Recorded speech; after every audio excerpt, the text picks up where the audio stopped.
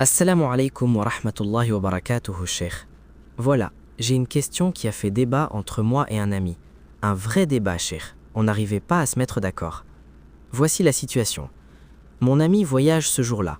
Un long voyage, 9 heures de route. Il a donc l'intention de ne pas jeûner ce jour, puisque l'islam lui accorde cette dispense. Mais avant de partir à l'aéroport, il est encore chez lui, le soleil est déjà levé, il a des rapports intimes avec son épouse. Alors, cheikh, puisqu'il ne jeûne pas ce jour-là en raison du voyage, a-t-il le droit de faire cela ou a-t-il commis quelque chose de répréhensible? Qu'est-ce que la religion dit exactement sur son cas? Bismillahirrahmanirrahim. Frère, cette question se soulève une règle fondamentale que beaucoup ignorent. Combien de fois une question posée par un seul profite à des milliers? Alors écoutez bien. Allah, glorifié soit-il, a accordé aux voyageurs une rukhsa, une dispense, une facilité.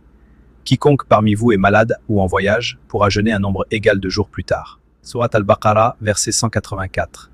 Mais ici, l'islam est précis comme une balance. Cette dispense a une condition, le voyage doit avoir commencé. Les savants ont établi un principe d'une clarté absolue. Ar-rukhsa, la tustabar illa biwujudi sababiha. Une dispense ne devient licite qu'à partir du moment où sa cause est réellement présente. Or, ton ami était encore chez lui, encore dans sa ville, encore dans sa demeure. Le voyage n'avait pas commencé. La dispense n'était donc pas encore acquise. L'imam Ibn Qudama, rahimahullah, dans son œuvre monumentale Al-Mughni, et l'imam An-Nawawi dans Al-Majmou, sont formels. Celui qui rompt son jeûne par quelque acte que ce soit avant de quitter sa ville, alors que le jour de Ramadan est commencé, il a rompu son jeûne sans excuse valide. Il doit, premièrement, le cadi rattraper ce jour. Mais il n'encourt pas la kahara, l'expiation lourde, car il avait une intention de voyage et la question reste discutée entre les écoles. Retenez ceci, frères et sœurs. Le voyage est une porte que Allah a ouverte, mais cette porte ne s'ouvre qu'une fois le seuil de la ville franchi.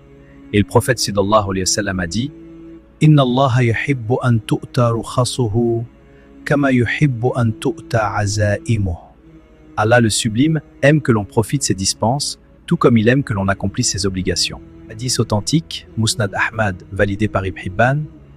Mais une dispense prise avant son heure n'est plus une dispense. C'est une transgression. Subhanallah, cheikh.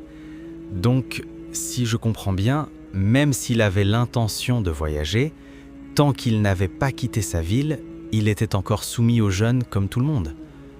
C'est un point que beaucoup de gens ignorent, cheikh. On pense que l'intention suffit, mais l'islam demande que l'acte soit réel, pas seulement dans le cœur. Je vais lui transmettre.